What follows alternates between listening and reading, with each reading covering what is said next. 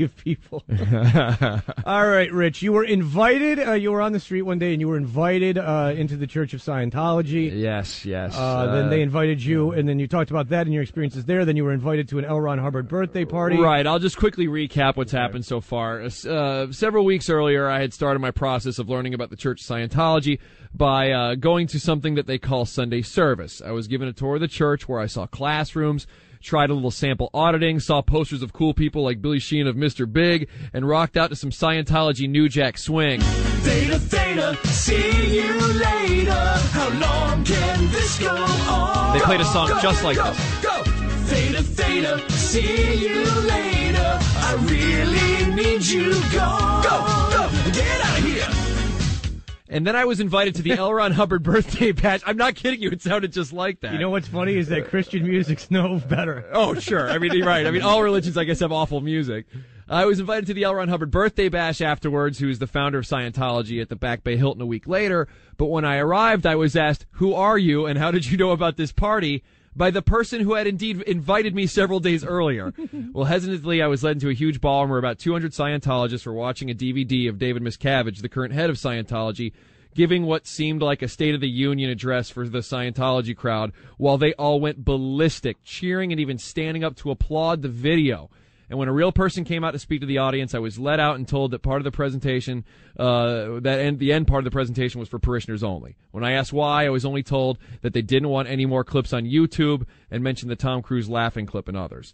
We then talked, and he invited me to take a few classes at the center, and I agreed. So, on the Saturday morning that I knew I was going to take my first classes at the church, I was out getting breakfast when I noticed the cover of Boston Now. And on the cover, it said that later on that afternoon, there was going to be a huge protest in front of the Church of Scientology. Now, the protest was going to be held by a group called Anonymous. Now, you may have heard of these guys lately in the news. They're a group that recently became famous for, quote, declaring a war on Scientology.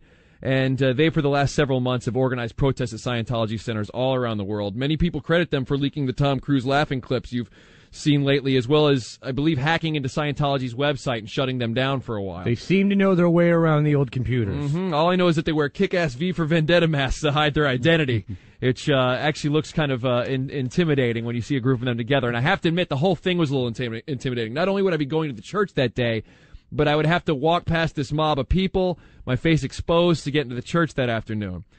And for some reason, I'd envisioned rotten fruit being thrown at me like in the old movies. And I thought that these guys would recognize who I was and shut down my bank account like that awful movie with Sandra Bullock, The Net. The Net, yeah.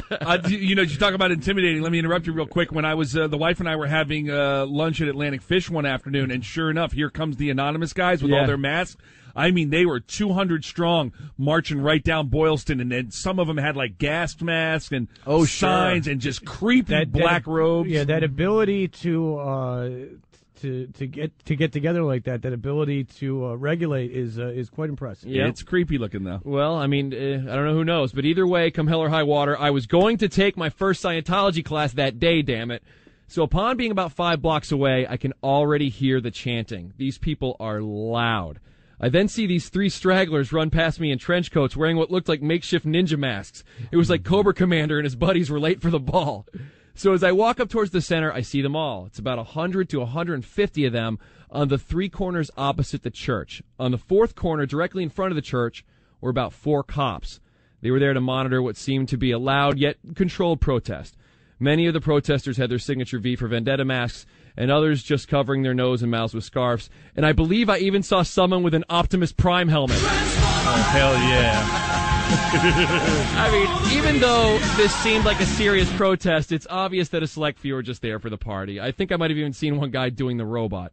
But most of them were wearing trench coats and suits, and they were holding signs saying things like, "We love your families," "Scientologists love your cash," "Honk to protest cults." And then, on the other hand, there were signs with pictures of E.T. on them and the like, and spaceships. Now, cars would honk as they went by, and the crowd would cheer. As I started to walk through the mob of people towards the church, a guy in a mask handed me a pamphlet titled, "Why Am I Wearing This Mask?" And I've got this right here, and this was what the members of Anonymous were handing out. And on the inside, it's got what they say are quotes from L. Ron Hubbard, and here's what's in here. It says, "You don't get rich writing science fiction.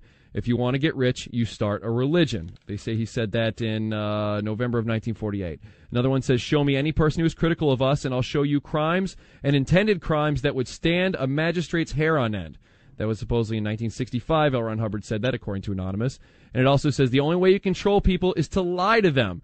You can write that down in your book in great big letters. The only way you can control anybody is to lie to them. And that was, they're quoting that from a lecture he made in June of 1952. And in here it says, in 50 short years, the Church of Scientology has grown from one man's ambition into a poisonous cult that employs regressive psychology as a means of separating you from your money, your time, and your life. And it's got a website on here, xenu.net. That's XENU.net. So I finally worked my way through these guys and crossed the street to the church's corner where the cops are. I continued to drink my cup of coffee and walk right past the police. I did a quick turn to the right and calmly walked up the stairs into the center. Not a word yelled at me by the mob the whole time. Now, the scene I'd envisioned in my head of total panic and chaos inside the center, I have to say, couldn't be further from the truth. I walked right in, and there was that cheery college-age receptionist that I had grown to kind of like, seeing that she was one of the normals, unlike the people who looked like children of the damned I had met. And what looked like several other people in the lobby just carrying on with their business the way they had been the times I'd been there before. And I could still hear the protest from the inside. So the girl smiled and said, hello, how can I help you? And I said, I'm here to take some classes. I spoke with a guy at the birthday party a while back, young guy, dark hair. She said, okay, once again, would you mind filling out this sheet for us? That damn sheet again. How many times you got to go to this place until you can bypass the sign-in sheet and get the Norm from Cheers treatment? So when filling out the form, I said, wow, it's kind of crazy out there. What's all that about? Well, she answered, kind of rolling her eyes, and said, just the same old, same old. And before I could carry on that discussion, the guy that had invited me back to the classes came walking out and said, hey, Rich, how's it going? I said, good. Just had to dodge a few guys wearing masks on the way in, that's all. And he goes, I know it's strange. Come on back. We'll get you all set up. So I walk back to this room where there are these two large work desks and a bunch of books and a bunch of enormous charts. So we sit down, and once again I ask, so what the heck's going on out there? He said, oh, it's this group that comes here every once in a while. It really started when that clip of Tom Cruise accepting an award we gave him, which, by the way, is copyrighted material and was stolen from the Church of Scientology, was put on the Internet. People put clips of it completely out of context onto YouTube, making us look bad, you know? People have been doing this kind of stuff for a while. He then said, it's strange. Even though they wear masks, we know who a lot of them are. Oh. He said, we did a lot of research on these guys, and from what we know, there are several different types of protesters here today. He said, number one, the group Anonymous, which is a group of mostly computer programmers who have leaked our copyrighted materials. He said, number two, there's anarchists. Those are the guys who dress in black that you've seen lately trying to hijack the Olympic torch. And he said, and then three, there's what we call professional protesters. We found that some of the names of the people we've identified keep coming up on record as being members of numerous protests all around. Whatever it is, they will protest it. That's their job. I then said, well, the one thing that did catch my eye was the guy holding the sign with E.T. on it, and it reminded me of something I wanted to ask you. When I told a buddy of mine that I was going to take some classes at the Church of Scientology, he freaked out. He said, you know those guys worship aliens, right? Let's stop there and All play right. a song, and when we come back, because that is the $6 million question, is the answer to that, of course. Because if you saw the South Park episode, you know, that's what South Park claims is the theories behind Scientology. So we'll see what they say. It's Rise Against Prayer of the Refugee. Toucher and Rich on WBCN.